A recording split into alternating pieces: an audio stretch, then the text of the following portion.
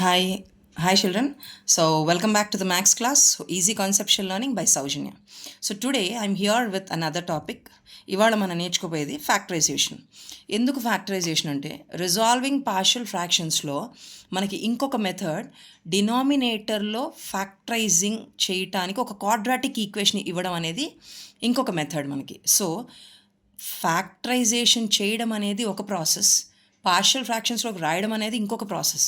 కాబట్టి already partial fractions రాయడం మనకు వచ్చు, కానీ చాలామంది ఫ్యాక్టరైజేషన్ సక్రమంగా తెలియక లేదంటే నేర్చుకోలేక దాన్ని ఈ ప్రాసెస్ కోసం ఆగిపోతున్నారు. కాబట్టి మనం ఫ్యాక్టరైజేషన్ ఫస్ట్ నేర్చుకుందాం, ఓకేనామా? సో ఇప్పుడు దీంట్లో మనం ఫ్యాక్టరైజేషన్ ఒక 3 సమ్స్ నేర్చుకుందాం.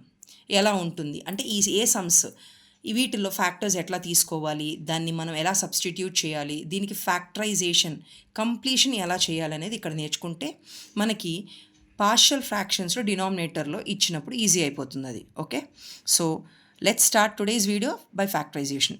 సో ఫస్ట్ చూసారా, x² + 6x + 8 = 0. ఇట్లా 3 టర్మ్స్ ఉంటాయి. ఎప్పుడైనా ఇచ్చిన టర్మ్ ax² + bx + c కింద ఉంటుంది మనకి ఎప్పుడైనా సరే. ఫ్యాక్టరైజేషన్ చేసేటప్పుడు ఫస్ట్ అండ్ ఫార్మోస్ట్ రూల్ ఏంటంటే కోఎఫిషియంట్ ఆఫ్ x² అంటే x²కి ముందున్న నంబర్ న్యూమరికల్ వాల్యూనే కదా మనం కోఎఫిషియంట్ అంటాం. ఆ న్యూమరికల్ వాల్యూ ఎప్పుడు 1 అయి ఉండాలి. ఓకే, ఎప్పుడు వేరే నంబర్ రాకూడదు. ఒకవేళ అలా వస్తే మనం దాన్ని డివైడ్ చేస్తాం ఆ ఈక్వేషన్ని. ఓకే, ఇక్కడ 1 ఉంది. ఓకే, 1, ఇది కూడా 1 ఉంది, ఇది కూడా 1 ఉంది. సో నెక్స్ట్ వీడియోలో నేను మీకోసం కోఎఫిషియంట్ 1 కాకుండా వేరే ఏమైనా ఉంటే మనం దాన్ని ఎలా ఫ్యాక్టరైజ్ చేయాలో చెప్తాను నేను. సో ఇవాళ వీడియో ఇలా కంటిన్యూ చేద్దాం. x² + 6x + 8. ఇప్పుడు ఇచ్చిన టర్మ్స్లో a × c అంటే ఏంటంటే కోఎఫిషియంట్ ఆఫ్ x². సో ఇచ్చిన ఈక్వేషన్ని కనుక x² + bx + c = 0తో కంపేర్ చేస్తే ఏ వాల్యూ ఎంత? 1. 1 × 8 అంటే 8 వాల్యూ. మిడ్ టర్మ్ వాల్యూ ఎంత మనకి ఇక్కడ? b అనే వాల్యూ. ఇదంతా 6 అయింది. ఓకే, ఇప్పుడు దీనికి మనం ఎలా రాయాలి? దీనికి ఫ్యాక్టర్స్ రాయాలి. ఫ్యాక్టర్స్ ఎట్లా రాస్తాం? 1 × 8 అనేది ఫ్యాక్టర్ అవుతుంది, 2 × 4 అనేది 8 అవుతుంది. ఓకే, ఇంక ఇవి కాకుండా, ఇవి రెండు కాకుండా మనకి ఇంకా వేరే ఫ్యాక్టర్స్ లేవు. అయితే ఈ రెండిట్లో ఒక ఫ్యాక్టర్ని యాడ్ చేసినా లేదా సబ్ట్రాక్ట్ చేసినా ఈ మిడిల్ వాల్యూ కనపడాలి మనకి. యాడ్ చేసిన, సబ్ట్రాక్ట్ చేసిన మిడిల్ వాల్యూ కనపడాలి. సో ఈ టర్మ్ దగ్గర చూడండి, 4 + 2 అనేది 6 కనపడుతుంది మనకి.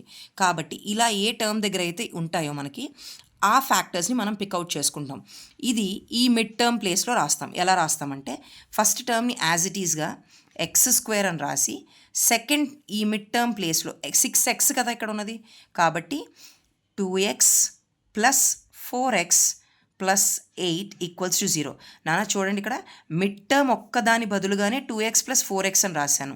లాస్ట్ టర్మ్ అలాగే ఉంది, ఫస్ట్ టర్మ్ అలాగే ఉంది. ఇప్పుడు 3 టర్మ్స్ కాస్త 4 టర్మ్స్ అయిపోయినాయి మనకి. కాబట్టి సపరేట్ చేసి ఫస్ట్ 2 టర్మ్స్లో x² అంటే మీనింగ్ ఏంటి? x × x. 2x అంటే ఏంటి?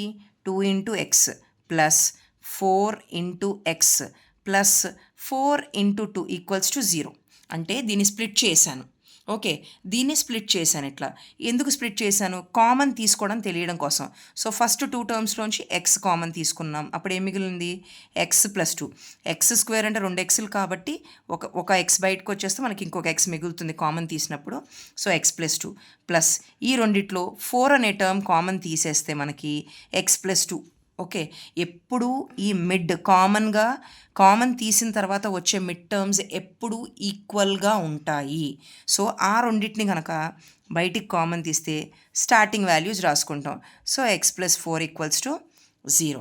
సో x² + 6x + 8 = 0ని ఫ్యాక్టరైజ్ చేస్తే x + 2 × x + 4 అని మనం చూస్తాం.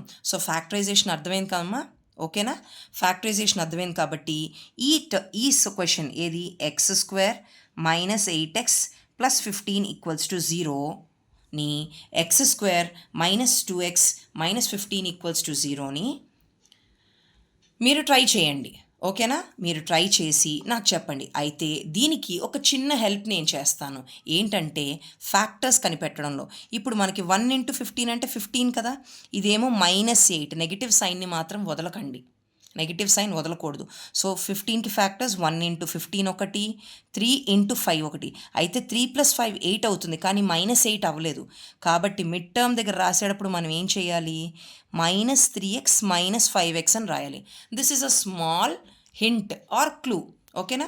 సో దీన్ని యూజ్ చేసుకొని ఈ 2 ప్రాబ్లమ్స్ని మీరు సాల్వ్ చేయండి. ఓకే, సో నెక్స్ట్ వీడియోలో కోఎఫిషియంట్ ఉన్నదాంతో మనం సాల్వ్ చేద్దాం. రైట్? Thank you.